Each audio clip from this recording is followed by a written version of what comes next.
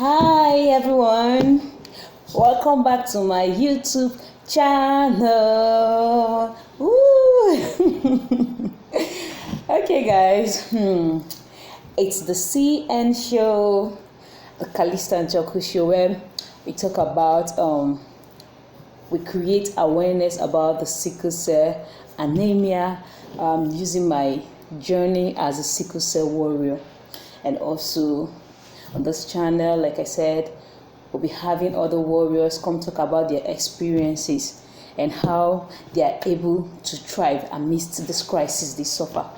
Okay guys, so this morning I'm going to be talking about how I came to discover, it's more like self-discovery, like how I came to discover that I'm a sickle cell warrior and what it means to be a sickle cell warrior. Okay, so if you're yet to subscribe to my channel, please subscribe, give a thumbs up to this video, invite your friends and other warriors to subscribe to this channel because they are sure to learn 1, 2, 3 and plenty things about how to thrive as a warrior. So let's go straight into the video of the day. Okay, when I was in secondary school, I noticed a pattern in my life, and that was like 3 days I'm in school and 2 days I'm at home, or sometimes no, it's actually 2 days I'm in school, then 3 days I'm out of school. And I'm out of school, I'm sick, not like I don't want to go to school. I'm out of school because I'm sick. I'll be at home, I'll be in the hospital. I'd have my friends, they come check up on me, my schoolmates back then. I observed that pattern. Secondly, I observed that I couldn't do what other children do. For instance, I could never on my life go out to play in the rain. My mother won't permit it. Even if we close from school and it's raining and other children, they're entering the rain to go home, I have to wait in the school until it stops raining. Then by then, my dad or my mom will come pick me up and my siblings. And I'm like, what exactly is going on? You know, all these children think that other kids are doing this, let me do that with them. So there was this particular day, I entered the rain. Guess what? School had closed. It was around 3 o'clock because we used to do extra classes then. School closed at 3 p.m. and it was raining. It started raining during our lesson time. After school closed, a lot of children were going home. I was not the only person left amongst the children and my siblings. So I think our teacher left or something. I don't know what happened, but there was no adult around to hold me back. So I went home in the rain. This was around 5 p.m. Like after waiting for 2 hours for the rain to stop, it didn't stop. I went home around 5 p.m. in the rain. Jeez. Guess what happened? As I was on my way, see my mom coming. She just came, carried us and all of that. And we thought, she was like, I shouldn't have come in now. She was coming to check up on me, to take us back and all of that. So we thought that that was it too. But immediately I got to the house, I felt sick.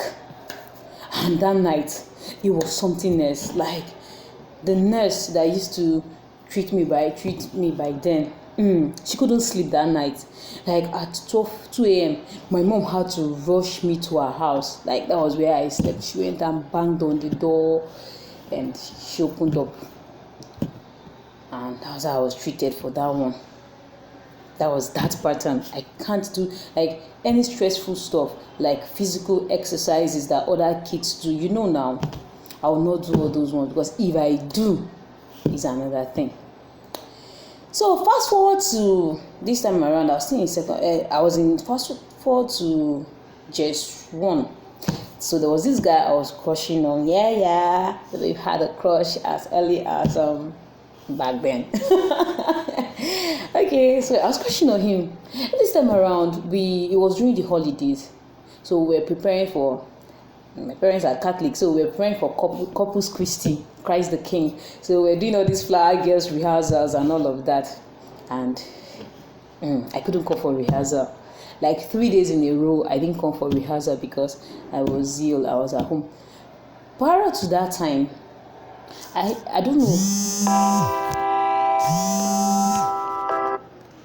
I used to have this experience that sometimes when I'm ill, I feel like throwing up. But when I want to throw up, it would just be saliva.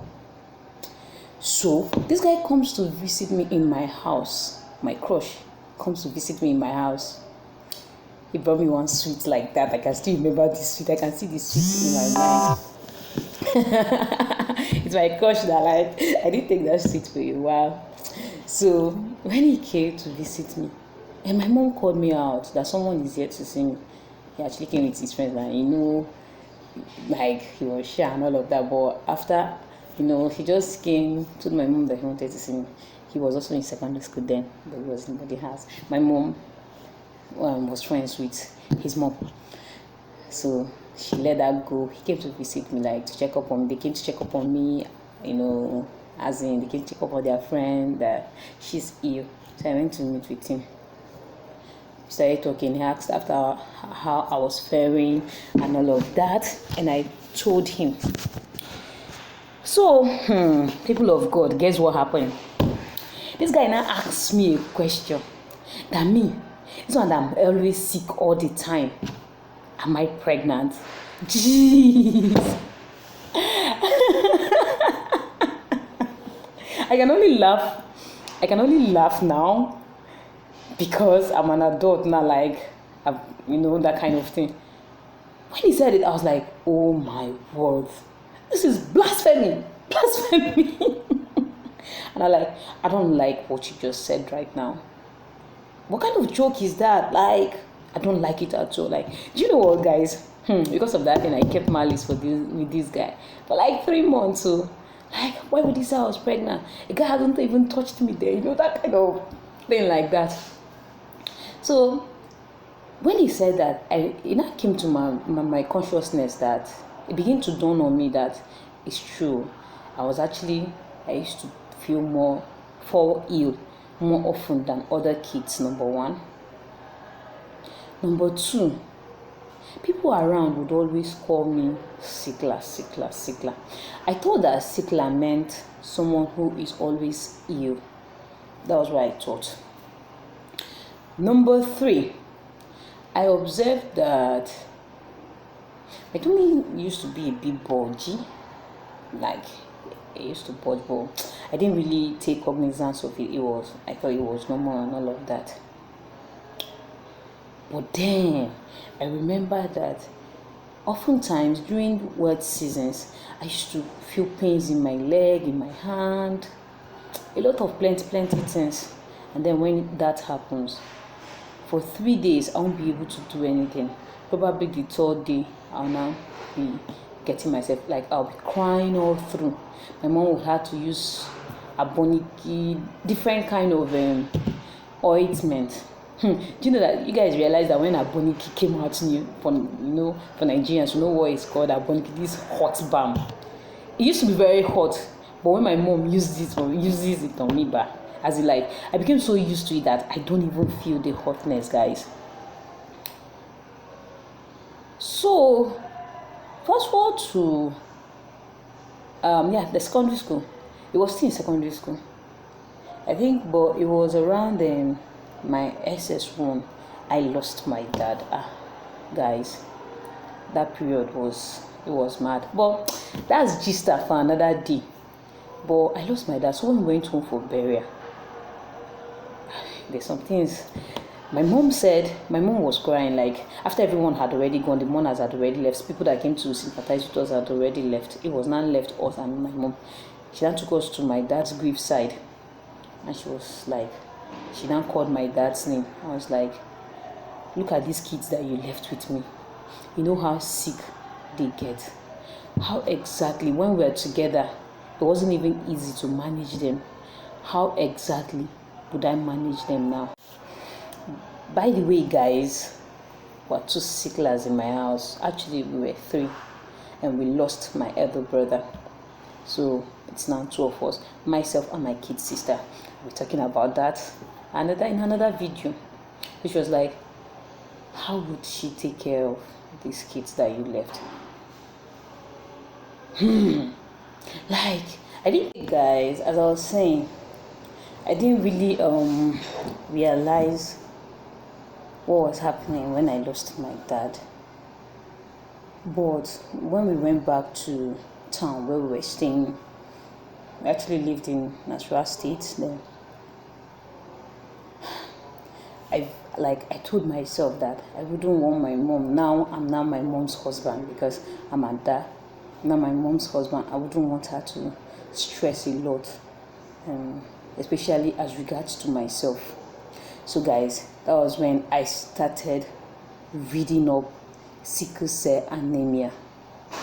I wanted to know what sickle cell disease was all about.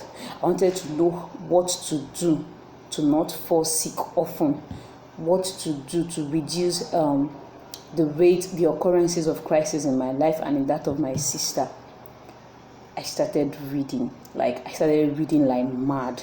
I started asking questions, like asking doctors questions. Every time I go to the clinic, I would always ask questions. What should I do, And then I started implementing things in my life. That period after I lost my dad, I used to tell my friends that I didn't have sense before I lost my dad. But when we lost our dad, maturity now setting. I had to sit down and outline the things I wanted for myself and talk to myself. So guys, there's something about the law of attraction. The law of you attract what your mind dwells on, like what you think about, you attract them. So at that moment when I made the decision that I wanted to live optimally, like I wanted to have as little crisis as possible. I wanted to be more normal, if I may use the word. I wanted to be more normal, be more like my friends. Things started aligning. Things started falling in place. God started sending people to my life. I started having materials to study. And I'll tell you more about the things I had to do to live more. A lot of persons say I don't look like a sickle cell warrior. I don't look like I'm living with sickle cell disease. But guys, it's a blood disorder. There's nothing I can do about it. It's in my blood. Like my genotype is SS. That's what my genotype is. I know. I've prayed to God to change it. I don't know, because I've seen miracles. I've seen a lot of persons testify about how their genotype changed from SS to AA. But mine hasn't changed. But in as much as mine hasn't changed, I'm not the kind to wallow in self-pity. How to get self-help, like what should I do? And guys, when I made this decision, not like I don't experience crisis, not like I don't fall sick, but life got a lot more better and easier to cope with. And today, not only have I spoken to other warriors, I've taken it upon myself to create awareness about the sickle cell disease, even to intending couple. I tell everyone, know your genotype. Like guys, I'll tell you how I used to introduce myself after I came to this point of this point of self-realization. I'll see you guys in my next video. Please don't forget to subscribe. Tell other warriors, caregivers to subscribe to this channel, because they will be learning more and more about how to live and thrive with the sickle cell disease. I love you guys. Give a thumbs up to this video if you love this video. I'll see you guys in the next video.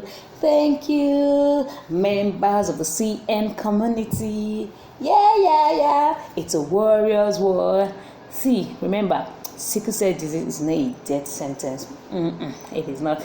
Bye guys for now. See ya.